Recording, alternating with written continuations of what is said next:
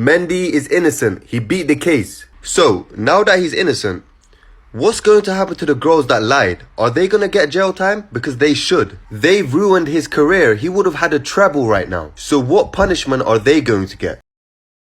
We've seen Johnny Depp go through the fires of this. You know, he ended up thankfully getting cleared from that trial after he preserved a bunch of electronic evidence that showed that she was actually abusing him. Had he not done that, though, the Me Too the Me Too fight would be being lost by the men in general. Yeah. Thank God he recorded it. The scary part, guys, is that this could happen to anyone, right? Thankfully, we're able to see it in the public eye, and he was able to record it. But a lot of guys, let's be honest, they're in situations where they might not record it, or they don't have the video evidence, and they end up getting accused of something, and they can't prove themselves innocent, which we're going to talk about here in a second. So let's pull up Matt Ariza's, pull up the link real quick. This is a sad story, man. I mean, if you look at his trajectory through life, he's been working on himself, becoming a better person, and working on his football career. And then for this to happen, bro, is insane. Yeah. So you said this about Me Too. So this is probably 40% of the reason I moved to Romania. In Eastern Europe, none of this garbage flies. You go to the police and say he raped me back in 1988. They'll say, well, you should have done something about it back then. That one small sentence you've taken was from a 1-hour video where I explained that, of course, rape is disgusting. Of course, everybody should be punished for their crimes regardless of when they happen. But people are not perfect, male and female. And if you give women the opportunity to destroy men's lives without evidence, there's going to be a contingent of women who will do that. I'm trying to make a balanced and nuanced argument in a world where people have no attention span. They're going to take a few seconds, put it online, decide someone's good or bad, not be interested in the longer format video. We live in a world now with TikTok videos 5 or 6 seconds long. There's no content. Instead of innocent till proven guilty, you are guilty until you prove you're innocent. Does this make sense? So how do we prove that you're innocent in this case? If you're being falsely accused of abuse, domestic violence, whatever it is, there is a specific act that you are being accused of. You need to start thinking how this can be argued. Because if you want this stopped, you have to prove that you're innocent. And this is the most important thing. If there's any chance that you're not innocent and you can't definitively prove that in the way that the court sees it, then guess what? You have a chance and a probability that this can continue, and it will ruin your life if it does continue. Think about that. Unless you prove that you are innocent, not convince, but prove, your chances go up that this will continue, and if it does continue, it will ruin your life and your kids' lives. You know what the most messed up part is? Sometimes proving innocence isn't even enough. This phenomenon, often referred to as the silver bullet, continues to devastate the lives of countless men who have been innocent all along. Despite their innocence, these men find their lives ruined, showcasing a deeply troubling aspect of the system. I did not know nothing about sex, so. You're watching never-before-aired video of Juanetta Gibson and Brian Banks in the minutes before her stunning confession that she lied when she said the high school football star raped her 10 years ago. This camera right here was in a plant. This is the man who helped Banks get the now famous confession on hidden camera.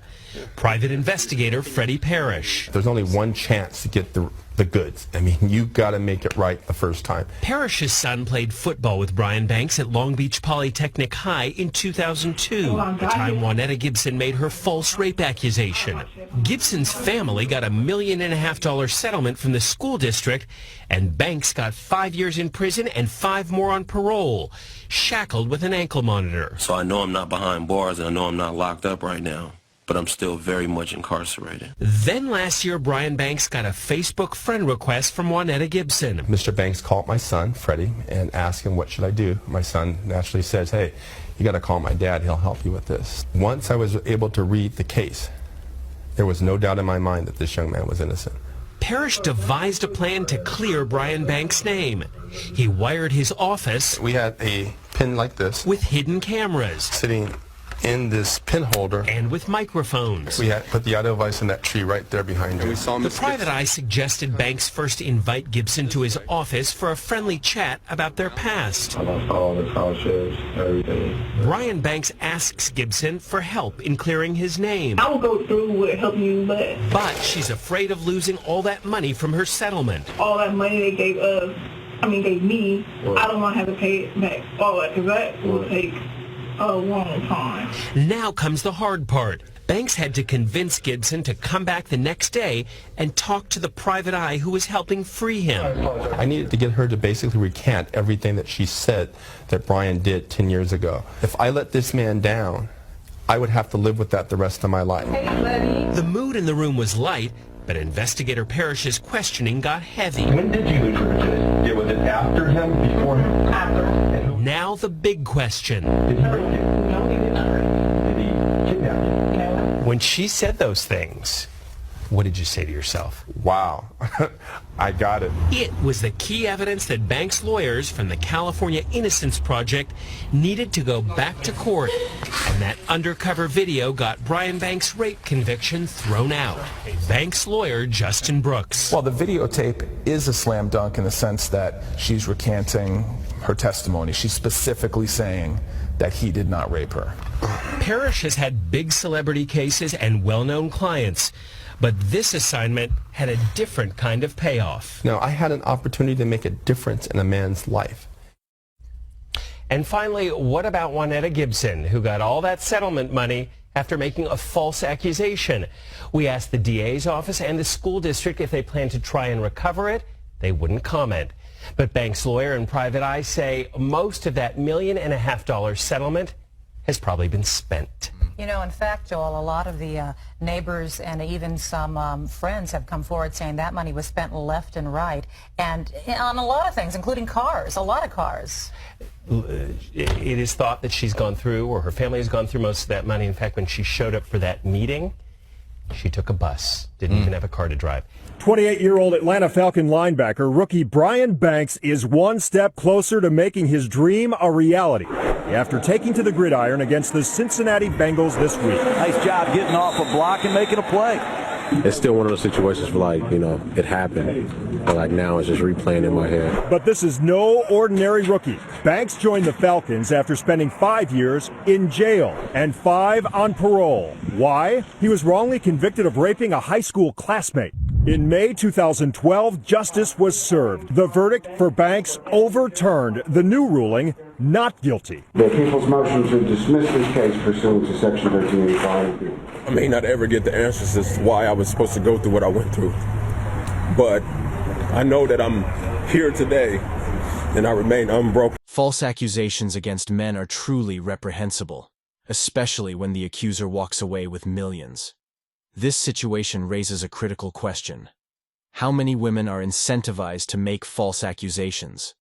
Those who do should be held accountable, paying back every penny and facing jail time.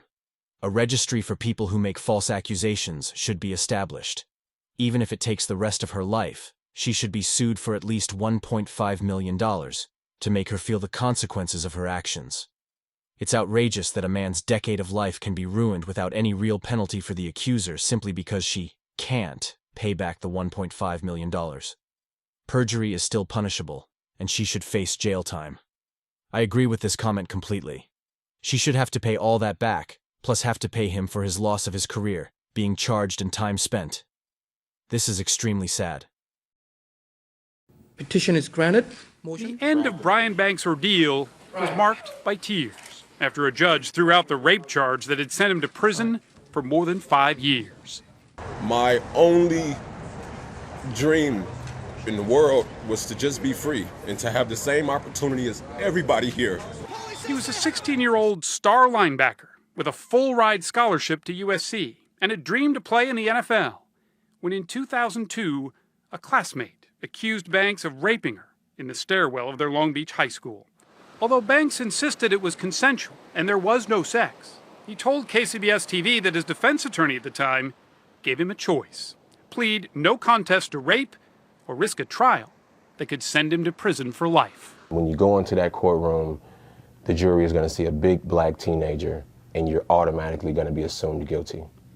Those are her exact words. He took the deal, went to prison, and had to register as a sex offender. He thought that was the end of it.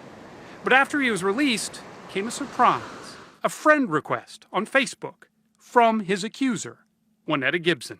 I remember closing the laptop just like real quick and just like thinking, like, what did I just see? So Banks arranged a meeting with a private investigator who videotaped the whole thing. Did he rape you? No, he did not rape you. Gibson later explained she hadn't wanted to say that publicly for fear of losing a $1.5 million settlement that her family had gotten after suing the school district. I may not ever get the answers as to why I was supposed to go through what I went through, but I know that I'm here today and I remain unbroken. Unbroken and working to get his life back on track. Those dreams of playing in the NFL, he says, might be realized yet. Lee Cowan, CBS News, Los Angeles. Wrongfully accused rapist? The wording should be changed to man wrongfully accused of rape. It's crucial to recognize how language can impact perceptions. The double standards here are astounding, as highlighted by this comment. A man falsely accused is sent to prison, loses his scholarship, sees his career ruined, and his respect shattered. Meanwhile, a woman who falsely accuses someone is often shielded, with her face blurred and identity hidden. This discrepancy is deeply unjust and highlights the need for a fairer system. So much respect for the guy who said, "I'm here today, and I remain unbroken." This brings me to tears. He seems like such a good person whose life was ruined by the foolishness of a teenage girl and our flawed legal system. I genuinely can't believe what I've just read. No, chat, this isn't a joke.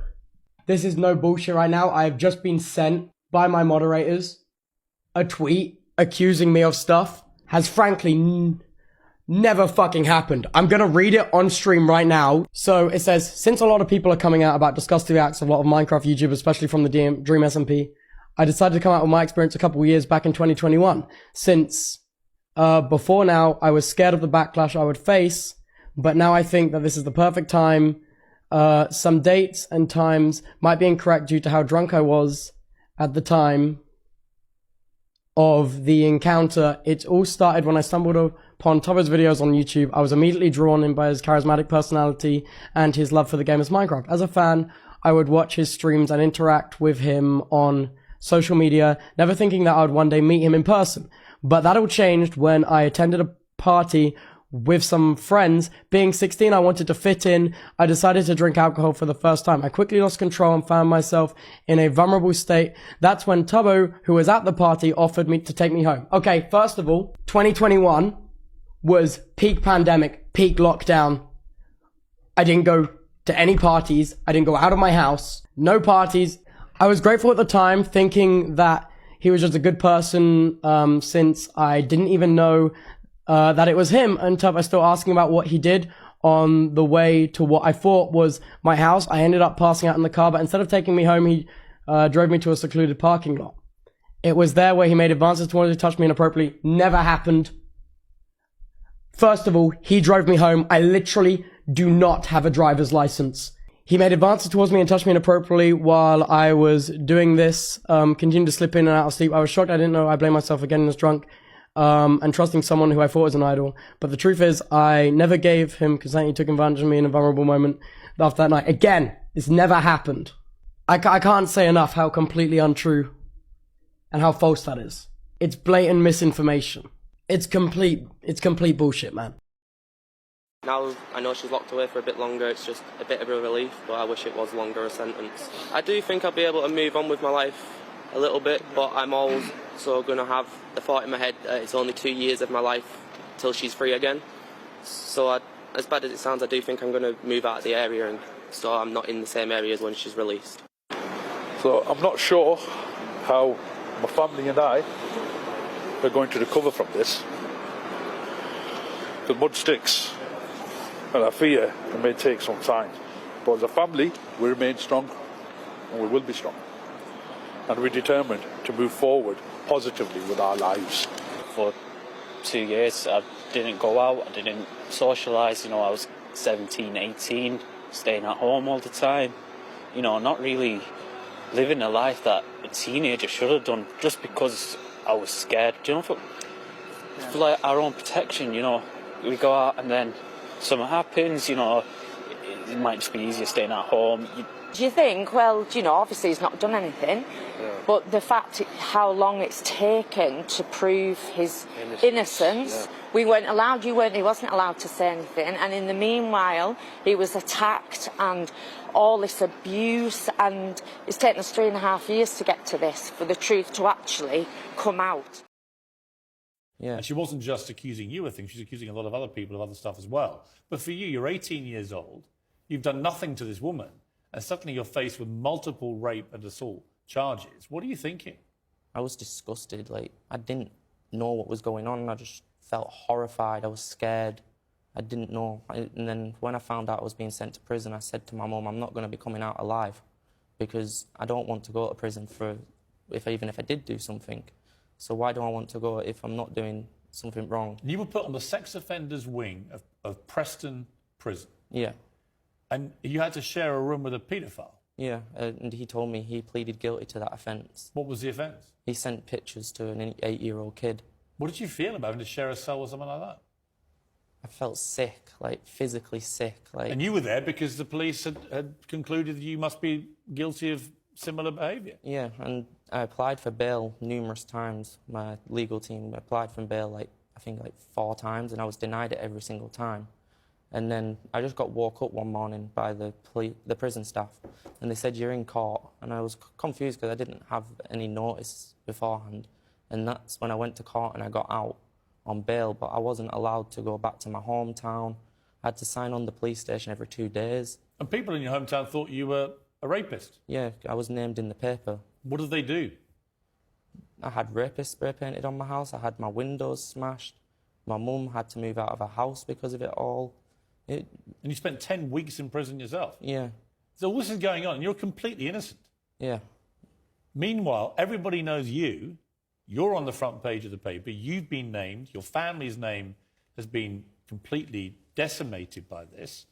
But your accuser, who's made it all up, she remained anonymous. Yeah, and this is one thing that really confuses me. Why did I get named? But when she was remanded into prison, there was never an article put, she was charged with this, that and the other. Well, there was, but there was no name given. It was just a female. And that's one thing I question a lot.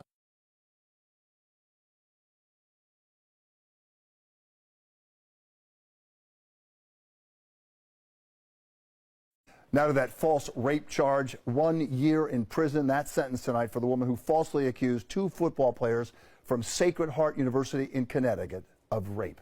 The students say what she did has changed their lives forever, even though they have been cleared of all wrongdoing.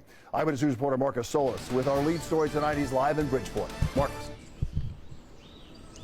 That's right, Bill. Those 2 students were never arrested, never charged with any crime, but the accusation was serious enough. So much so, they say they had to leave school. Their reputation in tatters. She pursed her lips. She rolled her eyes, but Nikki Yavito's body language couldn't change the outcome. A year in jail for telling a lie that cost 2 young men their college careers. My life has been altered and shaped in ways that nobody here could imagine. Malik St. Hilaire was never arrested, but Yavino claimed he and another student raped her while all 3 attended Sacred Heart University in 2016. Instead, it was the Long Island native who was charged when the police investigation revealed sexual activity had occurred but was consensual. Prosecutors say Yavino made up the rape claim because she didn't want to upset another student she was interested in. Her willingness to accept this plea deal reflects her accountability for what happened. But it wasn't that simple. At first, Yavino insisted she had been assaulted and rejected a plea deal. It was only during jury selection before trial that she changed her mind again and pleaded guilty. So I just hope that, she knows what she's done, and the fact that my life will never be the same. I have anxiety, I have PTSD from this. It's bad enough that they were accused of such heinous behavior, though never arrested. But then to have her story change over and over and over again, it's as if you were kicked while you were down.